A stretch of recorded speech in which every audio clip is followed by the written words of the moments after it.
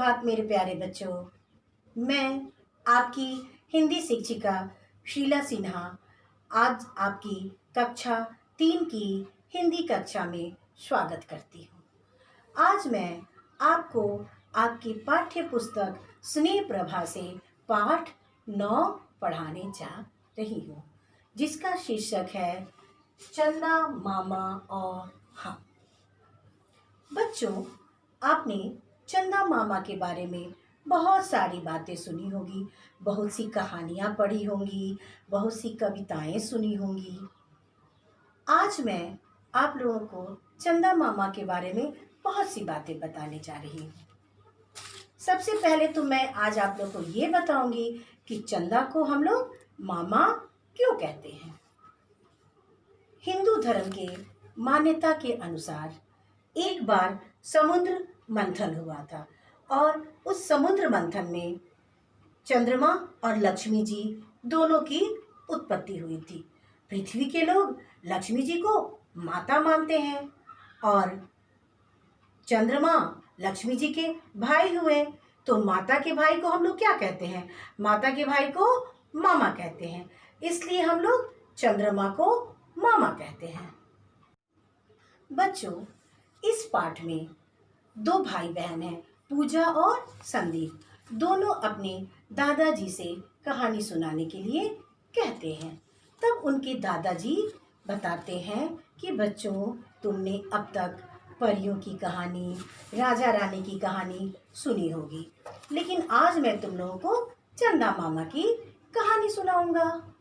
तो बच्चे पूछने लगे कि आसमान में रात में चंदा और तारे दोनों दिखाई देते हैं, तो चंदा इतना बड़ा और तारे इतने छोटे क्यों दिखाई देते हैं? तब दादाजी ने बताया। दादाजी ने क्या बताया?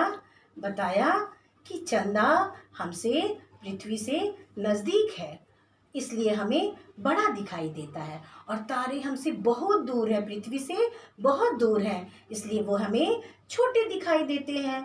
तब संदीप ने अपने दादाजी से पूछा कि ऐसा कैसे हो सकता है? जो चीज़ बड़ी होगी वो छोटी दिखाई देगी और जो छोटी होगी वो बड़ी दिखाई देगी। तब दादाजी ने समझाया कि बच्चों, जो चीज़ हमसे दूर होती है वो हमें छोटी दिखाई देती है, और जो चीज़ हमारे पास होती है वो हमें बड़ी दिखाई देती है। तब पूजा ने अपने दादाजी से पूछा कि दादाजी, क्या हम चंद्रमा पर रह सकते हैं? तब दादाजी ने समझाया कि नहीं, हम चंद्रमा पर नहीं रह सकते हैं, क्योंकि चंद्रमा पर ना हवा है और ना पानी है। तो बिना हवा पानी के हम वहाँ कैसे रह सकते हैं? दिन में वहाँ बहुत गर्मी पड़ती है और रात में वहाँ बहुत ठंड पड़ती है।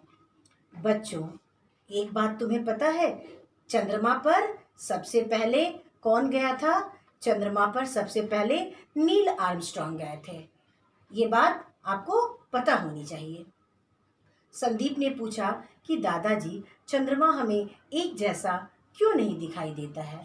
तब दादाजी ने कहा कि बच्चों, चंद्रमा पृथ्वी के चारों ओर चक्कर लगाता है, क्योंकि वो पृथ्वी का उपग्रह है, और वो पृथ्वी का एक चक्कर 28 दिन में, लगभग 28 दिन में लगाता है। और चंद्रमा एक शीशे की तरह है। चंद्रमा का अपना कोई प्रकाश नहीं होता है। जब सूर्य का प्रकाश उस पर पड़ता है तो चंद्रमा हमें चमकता दिखाई देता है, और चंद्रमा का चमकता हुआ भाग अलग अलग आकारों में हमें दिखाई देता है। कभी पूरा चांद दिखाई देता है, कभी आधा चांद दिखाई देता है, कभी एकदम पतला सा चांद दिखाई देता है, और कभी चांद दिखाई ही नहीं देता है। इतना सुनने के बाद बच्चे बहुत खुश हो गए। चंद्रमा के बारे में सब कुछ जानकर बहुत खुश हो गए, और वो चंद्रमा पर एक कविता गाने लगे। पूजा और संदीप बहुत खुश होते हुए गाने लगे। चंदा है हम सबका प्यारा, है अनोखा बड़ा न्यारा, सबको चांदनी बिखराता है, सबके मन को बहलाता है, हम सबका मामा कहलाता है। ऐसा कहते हुए बच्चे खुशी खुशी चले गए। बच्चों, मुझे उम्मीद है ये पाठ आपको समझ में आ गया होगा और चंदा के बारे में बहुत सारी रोचक बातों को जानकर भी आनंद आया होगा। आओ अब इस पाठ के आधार पर हम लोग कुछ शब्दार्थ करते हैं। पहला है अनोखा। अनोखा का मतलब अद्भुत। अनोखा का मतलब क्या है? अद्भुत। दूसरा है प्रकाश। इसका मतलब है रोशनी। तीसरा है न्यारा। इसका मतलब है बिल्कुल अलग। चौथा है बिखराता। इसका मतलब है फैलाता। पांचवा है चांदनी। इसका मतलब है चंद्रमा का प्रकाश। बच्चों, अब इस पाठ के आधार पर हम लोग कुछ प्रश्नोत्तर करते हैं। पहला प्रश्न है कि बच्चों ने दादाजी से क्या कहा। पहला प्रश्न है बच्चों ने दादा जी से क्या कहा। क्या कहा? इसका उत्तर है बच्चों ने दादाजी से कहानी सुनाने के लिए कहा। उत्तर है बच्चों ने दादाजी से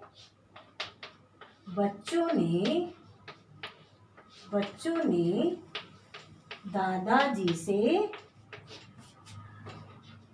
से कहानी सुनाने के लिए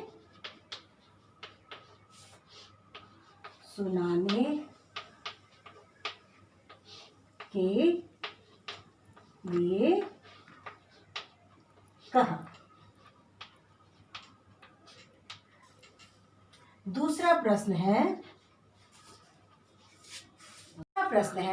कि दादाजी ने बच्चों को किसकी कहानी सुनाई। दादाजी ने बच्चों को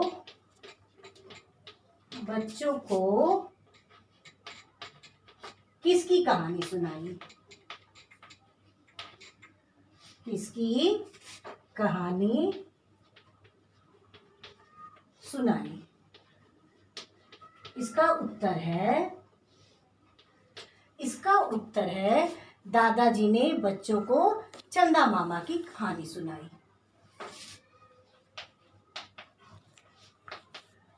दादाजी ने बच्चों को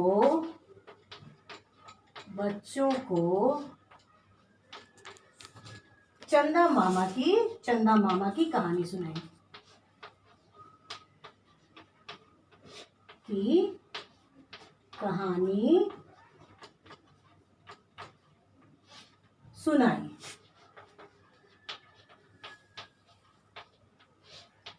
आप सभी इसे अपने उत्तर पुस्तिका में जरूर लिख लीजिएगा।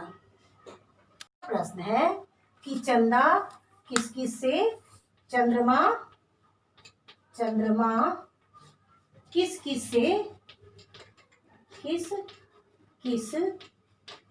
से छोटा है।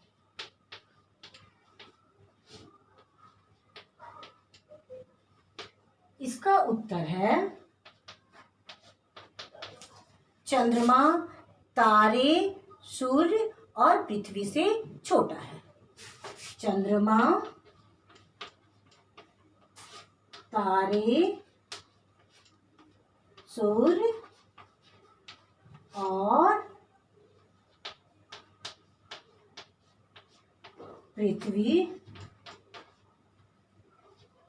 पृथ्वी से छोटा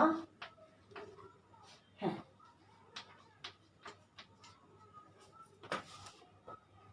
चौथा प्रश्न है कि हमारे पास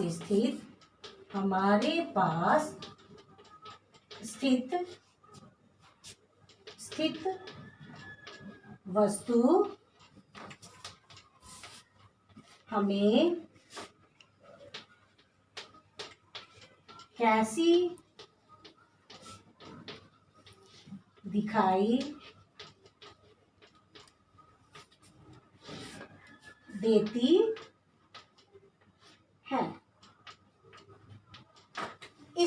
उत्तर है कि हमारे पास स्थित वस्तु हमें बड़ी दिखाई देती है। इसका उत्तर है हमारे पास स्थित वस्तु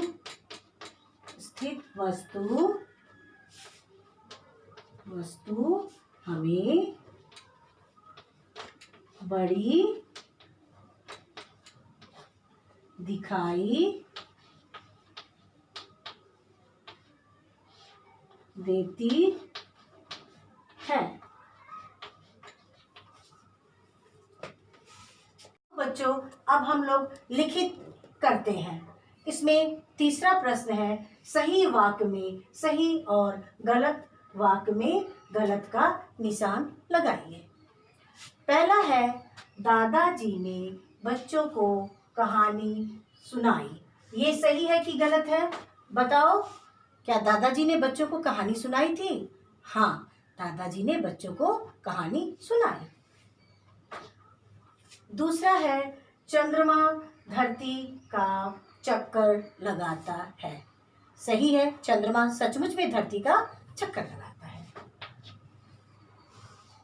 तीसरा है, चंद्रमा सूर्य और तारों से रोशनी लेता है। ये गलत है, चंद्रमा सूर्य से रोशनी लेता है, तारों से नहीं। चौथा है, चंद्रमा पर रात को गर्मी होती है। ये गलत है, चंद्रमा पर रात को ठंड होती है, तो ये गलत हुआ। पांचवा है कि चंद्रमा का प्रकाश वाला भाग घटता बढ़ता है। हाँ, ये सही है, चंद्रमा का प्रकाश वाला भाग घटता बढ़ता है। छठा है, चंद्रमा हम सब का मामा नहीं कहलाता है। ये गलत है, चंद्रमा हम सब का मामा कहलाता है ना, इसलिए ये गलत है। बच्चों, मुझे उम्मीद है कि मैंने आज आप लोग को जो भी पाठ पढ़ाया है और जो भी अभ्यास करवाया है आपके समझ में आ गया होगा। आप इसे अच्छी तरह अपनी उत्तर पुस्तिका में लिखकर और याद कीजिएगा। धन्यवाद।